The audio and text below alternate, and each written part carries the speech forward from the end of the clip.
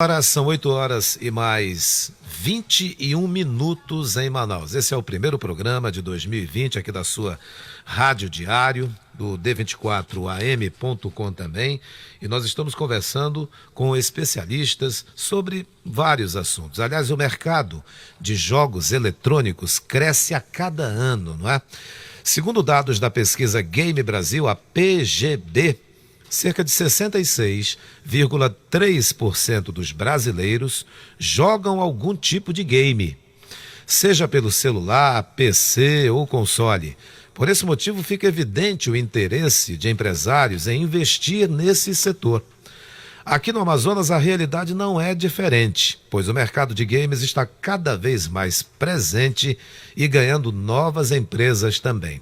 Hoje a gente vai entender um pouco mais sobre esse mercado com o CEO da startup Cuckoo Monkeys. É esse o nome mesmo? Cuckoo Monkeys, que é o Olímpio Neto, que está conosco aqui. Olímpio, muito obrigado por ter aceito o convite da produção e hoje bater um papo sobre esse assunto aí. Bom dia e sinta-se bem-vindo aqui na Rádio Diário no D24am.com.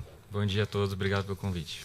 Você já viu que o cara, quando responde rápido, é porque tem muito trabalho para fazer, tem muita coisa para agir e não perde tempo com voltas e mais voltas, não. Já deu para perceber pela primeira fala do Olímpio Neto. Ô, Olímpio, o que é ser um gamer? Ser um gamer é muito simples hoje em dia, né? Basta ter um celular, pelo menos, e jogar. Gostar de jogar. Isso é o que define hoje em dia um gamer, né? Que durante muito tempo houve preconceito, né? Pelo menos quando eu era criança, jogo era uma coisa de menino, só que os meninos cresceram e virou uma coisa de adultos, né? Eu noto aqui na nossa cidade, até tirando pela minha família, mulher joga, mulher joga, mulher adulta joga, adolescente nem se fala. Nesse período de férias, eles ficam na madrugada, varando a madrugada, jogando e se comunicando, jogo online e por aí vai. E o empresário, o homem já adulto, também está jogando. Meu tempo era daquele tempo de jogar Sea Wars, pô. Você sabe qual era o Sea Wars? No Atari. No Atari. Eu acho que eu nem lembro qual. Meu tempo era esse. A gente pegava, para nós era um jogão de videogame. Hoje, quando eu vejo esses jogos aí interessantes, meu Deus do céu. Então a pergunta que eu te faço é, esse mercado em Manaus, ele de fato está registrando um enorme crescimento? A gente não tem dados especificamente sobre o consumo de games em Manaus, né? A gente trata como parte dos dados que a gente tem no Brasil, que é crescente, né, constantemente. Surgimento de esportes também, que aí acabou se tornando até uma profissão. Tem campeonato já. Tem campeonatos, exatamente. São atletas de jogos eletrônicos. É uma realidade já de prêmios multimilionários ao redor do mundo todo. Então, e o Amazonas está inserido dentro desse contexto. Olímpio, nós temos aqui em Manaus, no Amazonas, como um todo, mão de obra qualificada nessa área ou não? Então, isso é uma coisa interessante para a gente até fazer uma dissociação, né? Existe o gamer, que é quem joga, e existe a indústria de desenvolvimento de jogos, né? Que aí é quem produz os jogos mesmo. O Amazonas tem uma identidade grande de tecnologia, né? A gente tem muitos anos aqui já criando mão de obra como designers, programadores, ilustradores. Então, o Amazonas tem uma vocação para desenvolver tecnologia, tem uma necessidade também de encontrar matrizes econômicas diferentes, né? E o Amazonas então, tem um potencial grande, já tem muitos anos desenvolvendo tecnologia, não especificamente games, e agora mais recentemente, vamos dizer assim, na última década para cá, começaram a surgir as primeiras iniciativas dentro da área de games. Bem, em 2014, a UEA, Universidade do Estado do Amazonas, ela lançou o curso de especialização em desenvolvimento de jogos eletrônicos. Isso em 2014.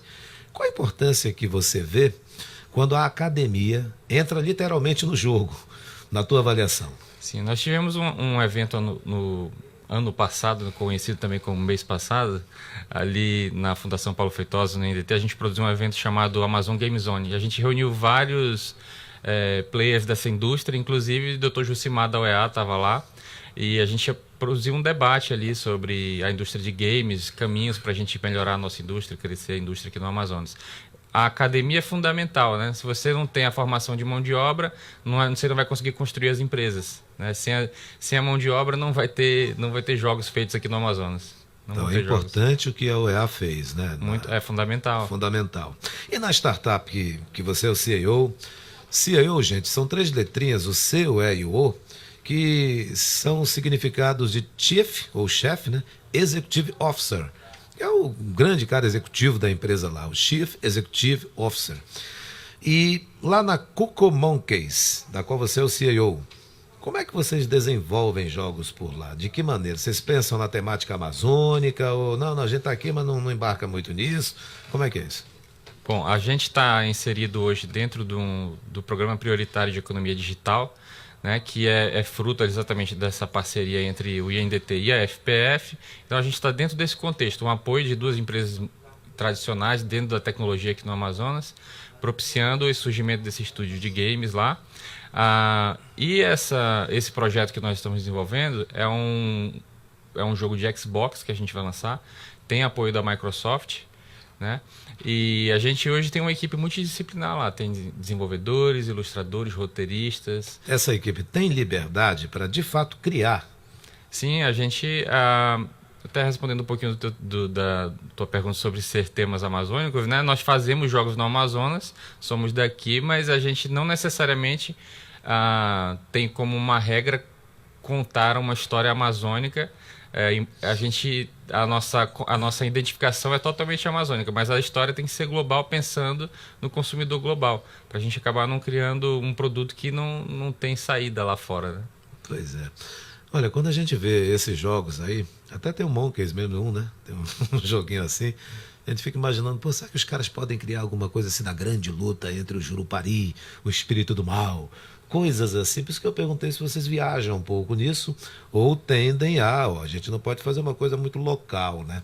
Tem que ser algo muito de âmbito bem nacional ou mundial. Eu acredito que o nosso folclore e as nossas lendas têm potencial global, né? Isso é como se pensa, os vikings são folclore de uma determinada região do mundo e tem várias outras, né?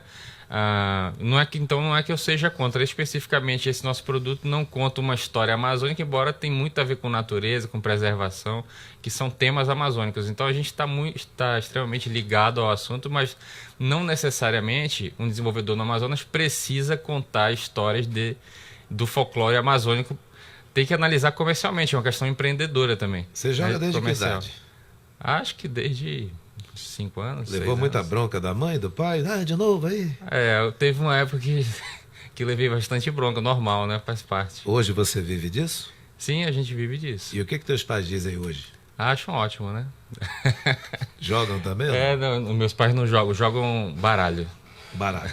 Exato, um jogo um pouco mais antigo. Eu te fiz essa pergunta para a gente poder entender bem quem é que joga mais assim. Ainda continua sendo as crianças?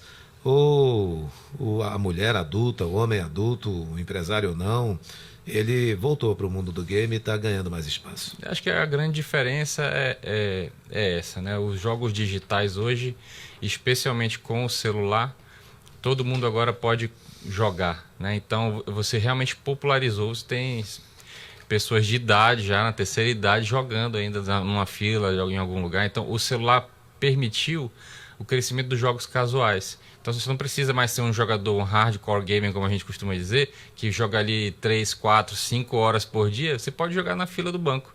Então você pega o celular, joga ali um Tetris, qualquer jogo mais simples ali, um Candy Crush, alguma coisa. Você se diverte por um tempinho. Então isso popularizou.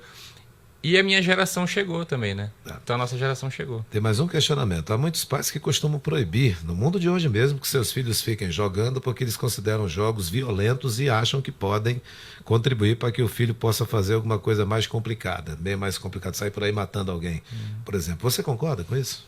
Olha, eu acho que os jogos eles contribuem para o crescimento do ser humano. Mas a gente tem que respeitar as faixas etárias também. Eu acho que esse é a grande preocupação que todo pai devia ter. Porque com frequência você vê uma criança de 13 anos jogando um jogo para cima de 18. Então a criança não tem a maturidade ainda para lidar com determinados assuntos. Eu acho que isso tem que ser respeitado, faixa etária. Mas de modo geral os jogos são positivos, acho que fazem contribuição para a gente. Olímpio Neto, CEO da startup Cuckoo Monkeys, muito obrigado por tua participação aqui com a gente, boa sorte, que a startup aí consiga crescer ainda mais nesse ano de 2020 também. Muito obrigado, bom dia, obrigado pelo convite, um feliz ano novo a todos. Valeu.